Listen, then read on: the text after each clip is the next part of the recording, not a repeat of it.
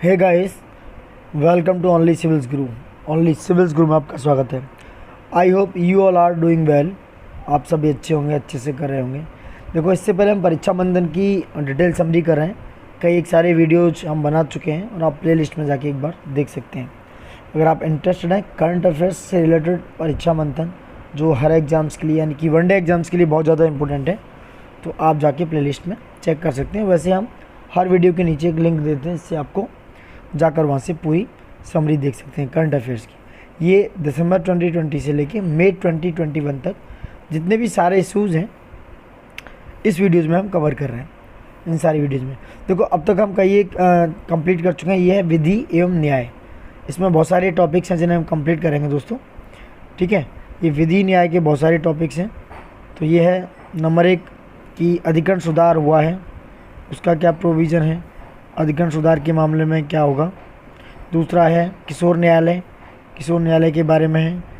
तीसरा है जम्मू और कश्मीर पुनर्गठन, जो इम्पोर्टेंट है काफ़ी। उसका उत्तर प्रदेश गैरकानूनी धर्मांतरण से निषेध विधेयक 2020। तो बहुत सारे टॉपिक हम देखेंगे। तो हम स्टार्ट करते हैं।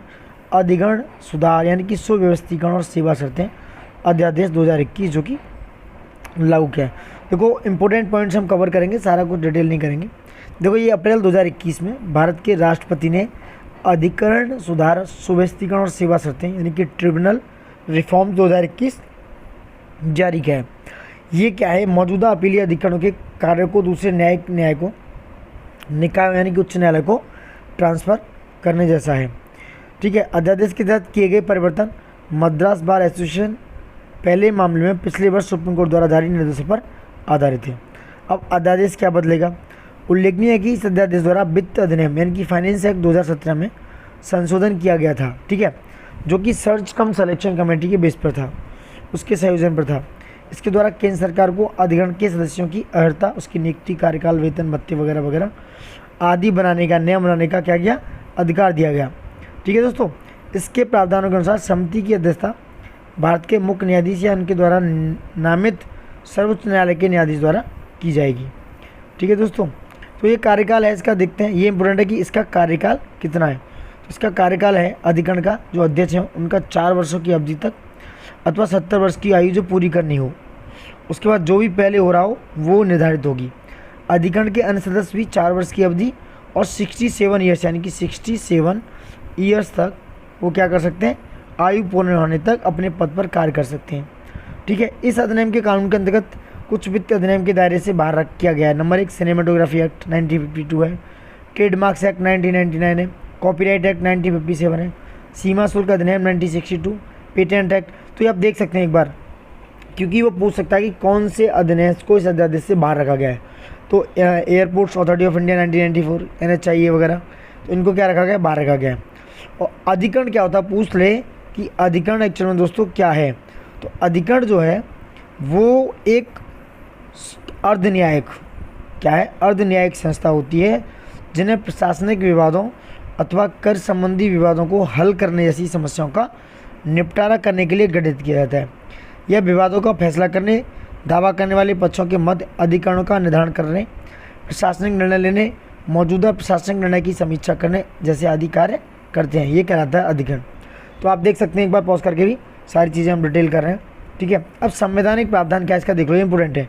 इसका जो कॉन्स्टिट्यूशनल प्रोविज़न है वो क्या है? तो देखो, अधिकरण जो है मूल रूप से देखा जाए तो संविधान के भाग नहीं थी, लेकिन स्वर्ण सिंह समिति की सिफारिश पर 42वां संविधान संशोधन आया 1976 में। कब आया? 1976 में। तो 1976 में इसको क्या शामिल किया गया? इसके अंतर्गत अधिकरण से संबंधित भाग 14A जोड़ा गया तथा 2 अनुच्छेद लाए गए। नंबर 1 अनुच्छेद 323 से वेरी इंपॉर्टेंट, अनुच्छेद 323 वेरी ऑल्सो वेरी इंपॉर्टेंट। तो 23A में, अनुच्छेद 323A में कहा गया कि प्रशासनिक अधिकरणों से संबंधित है। प्रशासनिक अधिकरण लोक सेवा में नियुक्त व्यक्तियों की भर्ती और सेवा शर्तों से संबंधित विवादों को हल करने के अर्ध न्यायिक संस्था हैं। वहीं 23B में कहा गया कि जो कराधान है यानी कि जो टैक्सेशन है, औद्योगिक एवं श्रम विवाद है, विदेश मुद्रा, आयात और निर्यात, भूमि सुधार, खाद्य सामग्री, नगर संपत्ति का अधिकतम सीमा, संसद और राज्य विधानमंडल के लिए निर्वाचन वगैरह, ये क्या है? ये इसके अंतर्गत आते हैं दोस्तों। तो ये सारी चीज़ें इसके अंतर्गत बताई गई। तो आप देख सकते हो ये तो बहुत इंपॉर्टेंट है। तो ये वाला पोर्शन वेरी इंपॉर्टेंट कि संविधान के अंदर क्या इनको क्यों रखा गया है। ठीक है, अब आगे बढ़ते हैं कि अध्यादेश के अंतर्गत प्रस्तावित मुख्य अपीलीय निकायों के कार्यों का स्थानांतरण कैसा है। देखो ये भी देख लो, जो सिनेमोटोग्राफ एक्ट है 1952 का, वो क्या है, अपीलीय ट्रिब्यूनल के अंदर था। वो क्या है, अब प्रस्तावित अदालत उच्च न्यायालय। वहीं ट्रेडमार्क एक्ट में उच्च न्यायालय, कॉपीराइट एक्ट में कॉमर्शियल अदालत या उच्च न्यायालय की कॉमर्शियल डिवीजन, कस्टम्स एक्ट 1962 में ये उच्च न्यायालय, ये भी पेटेंट्स एक्ट में उच्च न्यायालय। वहीं एयरपोर्ट्स अथॉरिटी ऑफ इंडिया के एक्ट में ये पहले एयरपोर्ट अपीलीय ट्रिब्यूनल था, अपीलीय निकाय। अब प्रस्तावित अदालत जो है वो अनधिकृत निवासियों द्वारा एयरपोर्ट परिसर में छोड़ी गई संपत्तियों के निपटारे संबंधी विवादों के लिए केंद्र सरकार निष्कासन अधिकारी के आदेश के खिलाफ अपील के लिए उच्च न्यायालय जाना। इसमें भी उच्च न्यायालय है, ये सब देखते हो, ये सिविल अदालत है, ये उच्च न्यायालय का मामला है। तो ये सारी चीज़ें किससे रिलेटेड है, ट्रिब्यूनल से रिलेटेड है, आप देख सकते हो दोस्तों। ठीक है, अब अगला आता है किशोर न्याय यानी कि बच्चों की देखरेख संरक्षण संशोधन विधेयक 2021 गोद लेना परिभाषित है। आप देख सकते हो, देखो पॉज करके, not very important for one day exams, हाँ मेंस के लिए एक अच्छा टॉपिक है, आप देख सकते हो। अब आते हैं जम्मू और कश्मीर पुनर्गठन संशोधन विधेयक 2021 कि ये क्या था। ठीक है दोस्तों, तो देखो जम्मू और कश्मीर पुनर्गठन संशोधन विधेयक 2021 को 4 फरवरी 2021 को राज्यसभा में पेश किया गया। कहाँ पेश किया गया दोस्तों, राज्यसभा में पेश किया गया। ठीक है, उसके बाद यह विधेयक जम्मू और कश्मीर के पुनर्गठन 2019 में संशोधन करता है। जो 2019 में आया वो अब संशोधित करके 4 फरवरी 2021 को राज्यसभा में पेश किया। उसमें ये कहा गया कि जम्मू कश्मीर राज्य को जम्मू और कश्मीर केंद्र शासित प्रदेश और लद्दाख केंद्र शासित प्रदेश में पुनर्गठित करने का प्रावधान करता है। विधेयक जम्मू और कश्मीर पुनर्गठन संशोधन अध्यादेश 2021 का स्थान लेता है। विधेयक को मुख्य विशेषता में ये चीज़ें हैं, कौन कौन सी, निर्वाचित विधायिका संबंधी प्रावधानों को लागू करना, यानी कि एक्ट में प्रावधान है कि संविधान का जो अनुच्छेद 239 है, ये वेरी इंपॉर्टेंट अनुच्छेद है, इनको देख के जाइएगा आप। 239 जो कि पौंडीचेरी केंद्र शासित प्रदेश पर लागू है, वो जम्मू एवं कश्मीर केंद्र शासित प्रदेश पर भी लागू होगा। अनुच्छेद 239 में पौंडीचेरी केंद्र शासित प्रदेश की स्थापना का प्रावधान है, जिसमें एक विधायिका होगी जो कि चयनित व आंशिक रूप से नामित भी हो सकती है या आंशिक रूप से निर्वाचित भी हो सकती है। एक मंत्रिपरिषद होगी। वहीं विधेयक में कहा गया कि अनुच्छेद 239 एक कोई अतिरिक्त संविधान के ऐसे कई प्रावधान हैं जहां पर पौंडीचेरी केंद्र शासित प्रदेश पर लागू होते हैं, वो जम्मू कश्मीर केंद्र शासित प्रदेश पर भी लागू होंगे। प्रशासनिक कैडर्स का विलय, ये आप पढ़ सकते हो खुद। तो ये सारी चीज़ें 4 फरवरी 2021 को जो राज्यसभा में पेश किया गया उसके अंडर लाई। ठीक है, आप देख सकते हो। अब जो और ज़्यादा इम्पोर्टेंट है दोस्तों, उत्तर प्रदेश गैर कानूनी धर्मांतरण से संबंधित निषेध विधेयक लाया गया है। तो आप इसको बहुत ज़्यादा इम्पोर्टेंट नहीं है, ऐसा कुछ कोई ऐसा इसमें आईपीसी या कोई हमारा आर्टिकल इन्वॉल्व ज़्यादा नहीं है, तो आप एक बार देख सकते हो। मैं ये बता देता हूँ कि जो मध्य प्रदेश धर्म स्वतंत्र विधेयक 2020 लाया गया, उसमें ये था कि नाबालिग SC/ST वर्ग से संबंधित महिला व्यक्ति को जबरन धर्म अगर जबरदस्ती धर्म परिवर्तन कराने वाले व्यक्ति पर 50,000 रुपये जुर्माना न्यूनतम या 2 से 10 वर्ष का कारावास हो सकता है, या किसी भी व्यक्ति का जबरन धर्म परिवर्तन करने पर 1 से 5 वर्ष की जेल या 25,000 रुपये का न्यूनतम जुर्माना। बड़े पैमाने पर धर्म परिवर्तन करने पर 5 से 10 वर्ष की जेल या 1 लाख रुपये तक का जुर्माना। जो स्वतः धर्म परिवर्तन करना चाहे उन्हें 2 महीने पूर्व जिला प्रशासन को सूचित करना होगा। ये वेरी इंपॉर्टेंट कि उसको किसको इम्पोर्टेंट करना पड़ेगा, ये आप देख सकते हैं यहाँ पे कि अगर कोई स्वतः चाहता है तो उसके लिए क्या है, वो जिला प्रशासन को पहले से 2 महीने पहले सूचित करेगा। हिमाचल प्रदेश का भी है, ये थोड़ा डिफरेंस है, आप देख सकते हो। हर स्टेट का अपना अपना डिफरेंस है। पॉज करके एक बार अब देखो, ये आता है नेविगेशन के लिए मेरीन एड्स समुद्री सहायता विधेयक 2021 इज़ नॉट वेरी इंपॉर्टेंट। देखना अगर आप चाहो तो पॉज करके देख सकते हो। अब देखो, राष्ट्रीय फार्मास्यूटिकल शिक्षा और अनुसंधान संस्थान विधेयक 2021 लाया गया है। ये क्या है, इसमें कौन कौन से राष्ट्र महत्व के नए संस्थान जोड़े गए हैं, ये मैं आपको बताता हूँ। ये आप पढ़ सकते हैं, वैसे बहुत इंपॉर्टेंट नहीं है वनडे एग्जाम्स के लिए, तो बिल्कुल नहीं। राष्ट्र महत्व के नए संस्थान विधेयक 6 अन्य राष्ट्रीय फार्मास्यूटिकल शिक्षा और अनुसंधान संस्थानों को राष्ट्र महत्व के संस्थान घोषित करता है। ये संस्थान अहमदाबाद, हाजीपुर, हैदराबाद, कोलकाता, गुवाहाटी और रायबरेली में स्थित हैं। काउंसिल की स्थापना देखें तो विधेयक एक काउंसिल का प्रावधान करता है जो कि बिल के अंतर्गत आने वाले संस्थानों की गतिविधियों के बीच समन्वय स्थापित करेगी ताकि फार्मास्यूटिकल शिक्षा अनुसंधान का विकास हो और मानदंड बरकरार रहें। काउंसिल के कामकाज में निम्नलिखित शामिल हैं। नंबर 1, मानदंडों यानी कि पाठ्यक्रम की अवधि और संस्थानों में दाखिले के मानदंडों से संबंधित मामलों पर सलाह देना। दूसरा, भर्ती सेवा शर्तों और फीस के लिए नीतियाँ बनाना, संस्थानों के विकास की योजनाएं बनाना। तो ये सारी चीज़ें इसमें काउंसिल में ऐड रखी गई हैं दोस्तों। और देखो, एक इसके लिए बोर्ड ऑफ गवर्नेंस रखी गई है, काउंसिल का संयोजन भी है और उसके लिए बोर्ड ऑफ गवर्नेंस रखा गया है, यानी कि अधिनियम के संस्थान के मामलों में नियंत्रण और प्रबंधन के लिए बोर्ड ऑफ गवर्नेंस की स्थापना की है। और वहीं बोर्ड में 23 सदस्य होंगे जिनमें निम्नलिखित शामिल है। नंबर 1, चेयरपर्सन के रूप में प्रतिष्ठित शिक्षाविद व प्रोफेशनल, संस्थान का डायरेक्टर जो पदेन होगा, फार्मास्यूटिकल क्षेत्र के 2 उद्योगपति और 3 संसद सदस्य। ठीक है दोस्तों, तो ये सारी चीज़ें हैं, आप देख सकते हो इसके रिलेटेड भी, इट्स वेरी इंपॉर्टेंट। तो आप सारा एक बार एक और देख सकते हो। अब देखो, मध्यस्थता और सुलह यानी कि संशोधन विधेयक 2021, ये आर्बिट्रेशन एक्ट के अंदर है, ये पढ़ लेते हैं, इंपॉर्टेंट है क्योंकि आर्बिट्रेशन ट्रिब्यूनल लॉ भी आते हैं। देखो, ये विधेयक 2021 में, जो कि आर्बिट्रेशन एंड कॉन्सिलिएशन विधेयक है, ये 4 फरवरी 2021 को लोकसभा में पेश किया। ये मध्यस्थता और सुलह संशोधन अधिनियम 1996 में ये देखना ये है कि ये 1996 में संशोधन करता है। ये कौन सा विधेयक, यानी कि पूछ सकता है 2021 में लाया गया, 2020 में लाया गया, या लोकसभा में लाया गया, राज्यसभा में। तो ध्यान देने वाली बात है, अधिनियम में घरेलू और अंतर्राष्ट्रीय आर्बिट्रेशन से संबंधित प्रावधान हैं और यह सुलह प्रक्रिया को संचालित करने से संबंधित कानून को स्पष्ट करता है। और इस विधेयक को दोस्तों एक अध्यादेश के स्थान लेता है और 4 नवंबर 2020 को जारी किया गया था। अगर बात करें फैसले पर ऑटोमेटिक स्टे क्या होता है, 1996 के एक्ट में विभिन्न पक्षों को इस बात की अनुमति दी गई कि वे आर्बिट्रेशन संबंधी किसी फैसले यानी कि आर्बिट्रेशन अवार्ड यानी कि आर्बिट्रेशन की प्रक्रिया में दिया गया कोई आदेश के निवारण यानी कि सेटिंग असाइड के लिए आवेदन दे सकते हैं। अदालतों ने इस प्रावधान की व्याख्या इस तरह की कि अदालत की समझ जैसे ही निवारण के लिए कोई आवेदन रखा जाता है, उसी क्षण आर्बिट्रेशन के फैसले पर ऑटोमेटिक स्टे लगा रहा जाएगा। तो ये दोस्तों ये सारी चीज़ें उसमें बताई। अब देखो, मध्यस्थता की अर्हता क्या है, ठीक है, ये देखते हैं।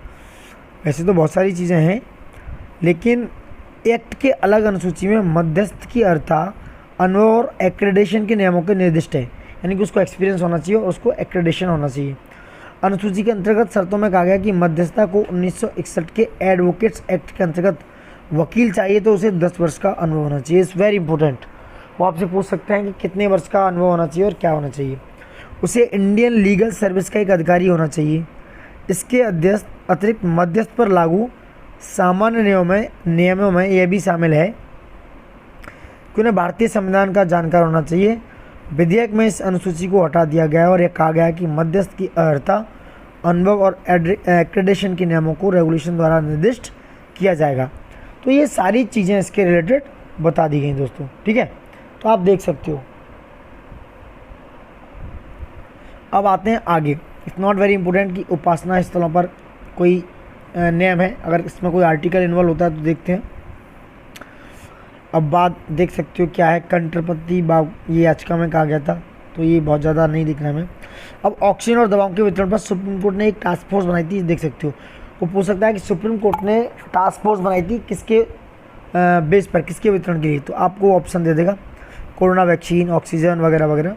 तो देखो, कोरोना संकट के देखते हुए राज्यों को ऑक्सीजन और ज़रूरी दवाओं का भारी किल्लत का सामना करना पड़ रहा था। देश की सर्वोच्च अदालत दैट्स कॉल्ड सुप्रीम कोर्ट ने 8 मई 2021 को क्या किया, राज्यों में ऑक्सीजन और ज़रूरी दवाओं के आवंटन के लिए 12 सदस्यीय राष्ट्रीय टास्क फोर्स का गठन किया। कितने सदस्य? 12। उसका कार्य क्या है? ये ऑक्सीजन की उपलब्धता और सप्लाई का आकलन करेंगे और वितरण को लेकर सिफारिश करेंगे। ये टास्क फोर्स में 12 सदस्य होंगे। सुप्रीम कोर्ट के अनुसार टास्क फोर्स अभी और भविष्य के लिए पारदर्शी है, यानी कि ट्रांसपेरेंट तथा पेशेवर आधार पर महामारी की चुनौतियों का सामना करने के लिए इनपुट व रणनीति प्रदान करेगी। इसके अतिरिक्त टास्क फोर्स वैज्ञानिक, तर्कसंगत और न्यायसंगत आधार पर राज्यों को ऑक्सीजन के लिए कार्य प्रणाली तैयार कराएगी। गौरतलब है कि यह टास्क फोर्स परामर्श और सूचना के लिए केंद्र सरकार के मानव संसाधन विभाग से सलाह और मशवरा के लिए स्वतंत्र होगा। यह फोर्स काम करने के लिए अपने तौर तरीकों और प्रक्रिया तैयार करने के लिए भी स्वतंत्र होगा। ये था आपका ऑक्सीजन और दवाओं के वितरण के लिए सुप्रीम कोर्ट द्वारा बनाई गई टास्क फोर्स दोस्तों। ठीक है। अब देखो राष्ट्र राजधानी राज्य विधि क्षेत्र की बात करते हैं, एनसीआर की बात करते हैं। ठीक है, ये क्या है? ये है दोस्तों कि हाल ही में राष्ट्रीय राजधानी राज्य क्षेत्र विधि विशेष उपबंध विधेयक राज्यसभा द्वारा, किसके द्वारा? राज्यसभा द्वारा पारित कर दिया गया है। विदित होगी विधेयक कानून बनाने के बाद दिल्ली राष्ट्रीय राजधानी राज्य क्षेत्र विशेष उपबंध यानी कि दूसरा संशोधन अध्यादेश 2020 का स्थान लेगा। इसकी पृष्ठभूमि यही है कि संबंधित अध्यादेश पिछले साल 30 दिसंबर 2020 को जारी किया गया था और इसके जरिए राष्ट्रीय राजधानी क्षेत्र दिल्ली विशेष यानी कि द्वितीय अधिनियम 2011 में संशोधन किया गया था। गौरव तलब है कि भारत सरकार वर्ष 2022 तक देश के सभी लोगों के सिर पर ऊपर तक छत मुहैया करवाना चाहती है। उसी उद्देश्य हेतु करीब 1 करोड़ मकान दोस्तों का निर्माण करवाया जाता है। उसके बाद इससे संबंधित 2011 के कानून पिछले साल 31 दिसंबर 2020 तक वैध थे, जो कि क्या है दोस्तों? ठीक है, उसके बाद 31 दिसंबर इसकी जो अवधि है 3 साल के लिए बढ़ा दी है, 31 दिसंबर 2023 तक। ये इंपॉर्टेंट है। ठीक है, अब देखते हैं नई दिल्ली यानी कि दिल्ली राष्ट्र राजधानी राज्य क्षेत्र शासन विधेयक 2021 क्या है। हाल ही में केंद्र सरकार द्वारा दिल्ली राष्ट्र राजधानी राज्य क्षेत्र शासन अधिनियम 1991 में संशोधन किया गया। क्या किया गया दोस्तों? संशोधन किया गया और राष्ट्र राजधानी राज्य क्षेत्र संशोधन विधेयक 2021 को लोकसभा में पेश किया। ध्यान रखना, लोकसभा में पेश किया, नॉट राज्यसभा। दोस्तों हम हर बारीकी को बता रहे हैं, हर पॉइंट को बता रहे हैं जो इम्पोर्टेंट है एग्जाम पर्सपेक्टिव से। तो आप ज़रूर like, subscribe, comment, whatever do you want to करना चाहते हो करो। प्लीज़ सब्सक्राइब करना, लाइक करना, कमेंट करना ना भूलें, आप करते रहिए। देखो इस उद्देश्य का जो विधेयक का उद्देश्य है, दिल्ली में जो निर्वाचित सरकार है और उपराज्यपाल के दायित्वों को और अधिक स्पष्ट करना है, जो लिखा है। क्योंकि एलजी जो है लेफ्टिनेंट गवर्नर और वहाँ के सीएम के बीच इस समय कुछ क्लैशेस हुए थे। ठीक है, विधेयक का कुछ प्रावधान है कि सरकार का अर्थ है उपराज्यपाल यानी कि दिल्ली विधानसभा द्वारा निर्मित किसी भी कानून के संदर्भ में सरकार का अर्थ उपराज्यपाल से होगा, यानी कि वो अगर किया जाए तो एलजी के व्याप्य होंगे। उपराज्यपाल की कुछ विवेकाधीन शक्तियों का विस्तार किया गया है। उल्लेखनीय है कि विधेयक उपराज्यपाल को उन मामलों में भी विवेकाधीन शक्तियाँ प्रदान करता है जहाँ कानून बनाने का अधिकार दिल्ली विधानसभा को दिया गया है। उपराज्यपाल से विमर्श का प्रारूप, यह विधेयक सुनिश्चित करता है कि मंत्रिपरिषद अथवा दिल्ली मंत्रिमंडल द्वारा लिए गए किसी भी निर्णय को लागू करने से पूर्व उपराज्यपाल को अपनी राय देने हेतु उपयुक्त अवसर प्रदान किया जाए।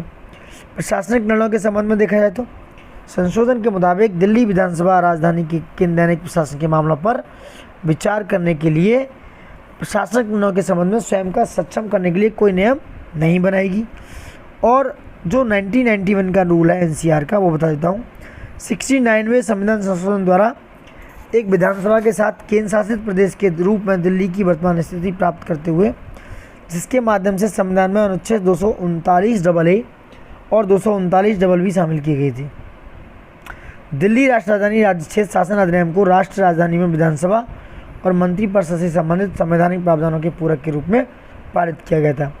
सभी व्यवहारिक उद्देश्यों के लिए यह अधिनियम दिल्ली विधानसभा की शक्तियों, उपराज्यपाल की विवेकाधीन शक्तियों और उपराज्यपाल की जानकारी से संबंधित मुख्यमंत्री के कर्तव्यों की रूपरेखा प्रस्तुत करता है। कौन था? 69वां संविधान संशोधन विधेयक 1991 दोस्तों। कौन सा है? 69वां संविधान विधेयक 1991। ठीक है दोस्तों, आप देख सकते हो। तो सुप्रीम कोर्ट का डिसीजन आया कुछ वर्टिकली एंड हॉरिजॉन्टल रिजर्वेशन पे, आप देख सकते हो। 18 दिसंबर 2020 को सर्वोच्च न्यायालय ने वर्टिकल यानी कि ऊर्ध्वाधर, हॉरिजॉन्टल मतलब क्षैतिज आरक्षण की कानूनी स्थिति को स्पष्ट किया। उन्होंने सौरभ यादव बनाम उत्तर प्रदेश के मामले में ये बात दी, ये याद रखना नाम, सौरभ यादव बनाम उत्तर प्रदेश में सुप्रीम कोर्ट ने क्षैतिज आरक्षण और सर्वोच्च न्यायालय का निर्णय दिया है। Supreme court decision on vertical and horizontal decision reservation. देखो अगर देखा जाए तो ऊर्ध्वाधर जो आरक्षण है उसके अंतर्गत अनुसूचित जाति, अनुसूचित जनजाति एवं अन्य पिछड़े वर्ग के आरक्षण को गणा जाता है। और वहीं संविधान का अनुच्छेद 16(4) ऊर्ध्वाधर आरक्षण की परिकल्पना करता है। कितने की? वर्टिकल। ऊर्ध्वाधर इज कॉल्ड से वर्टिकल आरक्षण। क्षैतिज आरक्षण इज कॉल्ड से हॉरिजॉन्टल आरक्षण की बात करें तो इसके अंतर्गत ऊर्ध्वाधर श्रेणियों में से एक वर्ग जैसे कि महिलाएं, बुजुर्ग, ट्रांसजेंडर समुदाय एवं दिव्यांग व्यक्तियों का ऊर्ध्वाधर आरक्षण के अंतर्गत ही दिया जाता है। यानी कि जो थोड़े से मतलब उनको लैक समझा जाता है। लैक नहीं कह सकते, लैकिंग नहीं हो सकती उनके अंदर, बट उनके अंदर थोड़ा सा, जैसे बुजुर्ग हैं या ट्रांसजेंडर हैं, थोड़े से असहाय है, उनके लिए महिला तो नहीं हो सकती ऐसा यार, लेकिन कोई बात नहीं, वो बहुत ज़्यादा स्ट्रांग है और हमारे देश के लिए बहुत ज़रूरी है। संविधान के अनुच्छेद 15(3) में क्षेत्रीय आरक्षण की परिकल्पना करता है। अब देख जाए तो एक साथ दोनों श्रेणियों का प्रयोग अगर किया जाए तो यदि महिलाओं के लिए 50% का क्षेत्रीय आरक्षण कोटा है तो चयनित अभ्यर्थियों में से कितनी 50% महिलाओं का होना आवश्यक है। लेकिन संबंधित मामलों में सर्वोच्च न्यायालय का क्या फैसला है कि 2020 में सौरभ यादव बनाम उत्तर प्रदेश में पुलिस कांस्टेबल के चयन प्रक्रिया में आरक्षण को लागू करने से संबंधित मामले में सर्वोच्च न्यायालय ने उत्तर प्रदेश सरकार के खिलाफ फैसला सुनाते हुए कहा कि यदि ऊर्ध्वाधर क्षैतिज दोनों ही आरक्षित श्रेणियों के तहत आने वाला कोई व्यक्ति ऊर्ध्वाधर आरक्षण के बिना ही अर्हता के लिए पर्याप्त अंक हासिल कर लेता है तो उसे ऐसी स्थिति में उस व्यक्ति को ऊर्ध्वाधर आरक्षण के लिए अर्हता प्राप्त के रूप में गिना जाएगा तथा उसे सामान्य श्रेणी से बाहर नहीं किया जाएगा। ऐसा सौरभ यादव बनाम उत्तर प्रदेश के बाद में कहा गया। तो ये पूरा मामला है ऊर्ध्वाधर एवं क्षैतिज आरक्षण का, आप देख सकते हो। ठीक है दोस्तों, अब एक और इम्पोर्टेंट न्यूज, वायु गुणवत्ता प्रबंधन आयोग का पुनर्गठन किया गया है, यानी कि जो वायु की क्वालिटी को चेक करेंगे। हाल ही में केंद्र सरकार द्वारा दिल्ली की सीमा पर आंदोलन किसानों को बड़ी राहत देते हुए केंद्र सरकार ने वायु गुणवत्ता प्रबंधन आयोग को पुनर्गठन पर पराली जलाने के एवज में सजा उपबंदी क्या है संबंधी उपबंध समाप्त कर दिए हैं। उन्होंने कहा है कि भैया इससे पूर्व केंद्र सरकार ने अक्टूबर 2020 में वायु गुणवत्ता संबंध अध्यादेश 2020 के माध्यम से दिल्ली एवं आसपास के इलाकों में प्रदूषण फैलाने के दोषी पाए जाने पर 5 ईयर्स यानी कि 5 साल की सज़ा और वहीं 1 करोड़ रुपए, 1 करोड़ रुपए, कितना 1 करोड़ रुपए जुर्माने का प्रावधान था।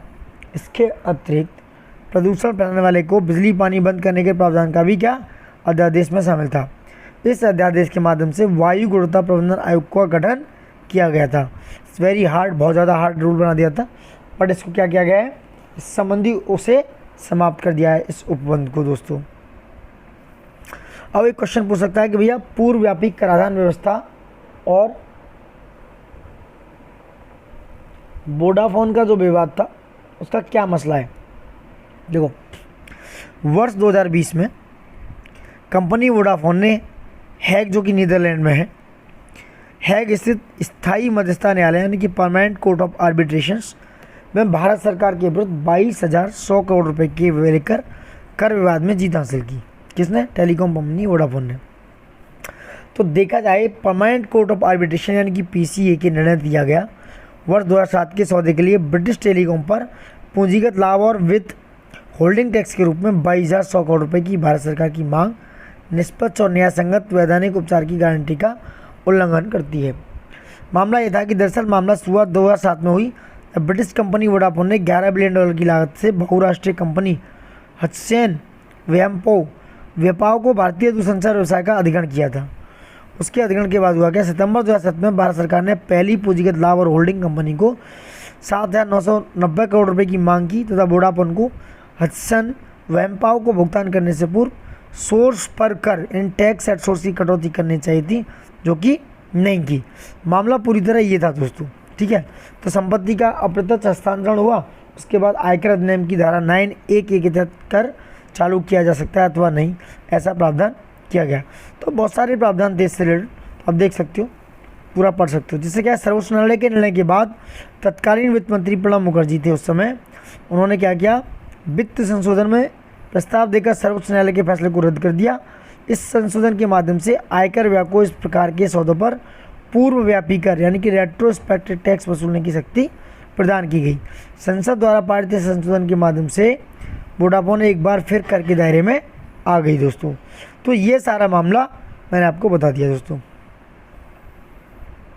उन्होंने कहा तिरंगे पर एक और न्यूज़ है दोस्तों कि तिरंगे पर आप अशोक चक्र का डिजाइन बनाने वाला केक काटना राष्ट्रध्वज का कोई अपमान नहीं, ऐसा कहा गया है। देखो क्या है, मार्च 2021 में मद्रास हाई कोर्ट ने कहा कि तिरंगे और अशोक चक्र के डिजाइन वाले केक को काटना ना तो देशद्रोह है, ना ही तिरंगे का अपमान। हाई कोर्ट ने राष्ट्रीय सम्मान अधिनियम 1971 का भी हवाला दिया। राष्ट्रीय सम्मान नेशनल ऑनर एक्ट 1971 गौरतलब है कि अदालत का एक याचिका पर सुनवाई कर रही थी और इसमें आरोप लगाया गया था कि भैया राष्ट्रध्वज वाले केक काटना राष्ट्रध्वज का अपराध है और उसमें 3 साल की सज़ा का प्रावधान है। बट न्यायालय ने राष्ट्रवाद पर अपनी बात पर जोर देने के लिए टैगोर का भी हवाला दिया। देशभक्ति हमारा अंतिम आध्यात्मिक आश्रय नहीं हो सकता या नहीं हो सकती। मेरी शरण मानवता है। मैं हीरे की कीमत भी कांच नहीं खरीदूंगा। मैं हीरे की कीमत में कांच नहीं खरीदूंगा और मानवता पर कभी भी देशभक्ति की जीत नहीं होने दूंगा। मानवता पर देशभक्ति की जीत नहीं होने दूंगा। ठीक है दोस्तों, ये हमारा कोई अंतिम आध्यात्मिक आश्रय नहीं हो सकता। तो किस पे कहा था? राष्ट्रवाद पर टैगोर, जो टैगोर थे रविन्द्रनाथ टैगोर जी का, ये हवाला दिया। राष्ट्र गौरव के प्रतीक देशभक्ति का पर्यायवाची नहीं हो सकते। न्यायमूर्ति एन आनंद वेंकटेश ने अपने फैसले में कहा, इसमें कोई संदेह नहीं है कि भारत जैसे लोकतंत्र में राष्ट्रवाद बहुत महत्वपूर्ण है, लेकिन उम्र और मतलब से ज़्यादा पालन करना हमारे देश की समृद्धि को उसके अतीत के गौरव से दूर कर देता है। एक देशभक्ति सिर्फ वही नहीं है जो केवल ध्वज, जो कि राष्ट्र गौरव का प्रतीक है, उठाता है, उसे अपने आस्तीन पर पहनता है। राष्ट्र गौरव का प्रतीक देशभक्ति का पर्यायवाची नहीं हो सकता, ठीक उसी तरह जैसे कि केक काटना कोई असंगत नहीं है। तो ये मामला पूरा क्या बताया गया कि ये भैया कोई भी इलीगल मामला नहीं है। मामला यह था, सेंथिल कुमार ने 2003 में याचिका दर्ज कराई थी कि जब क्रिसमस डे पर तिरंगे के 6 to 5 फीट के केक को काटा गया था, उस कार्यक्रम में कोयम्बटूर के जिला कलेक्टर के साथ पुलिस उपायुक्त, अन्य धार्मिक नेताओं पर और एनजीओ के सदस्यों के साथ 2500 से अधिक मेहमानों ने भाग लिया था। मामला ये था, बट ऐसा कोई प्रावधान नहीं है कि ये इलीगल है, आप ऐसा कर सकते हो।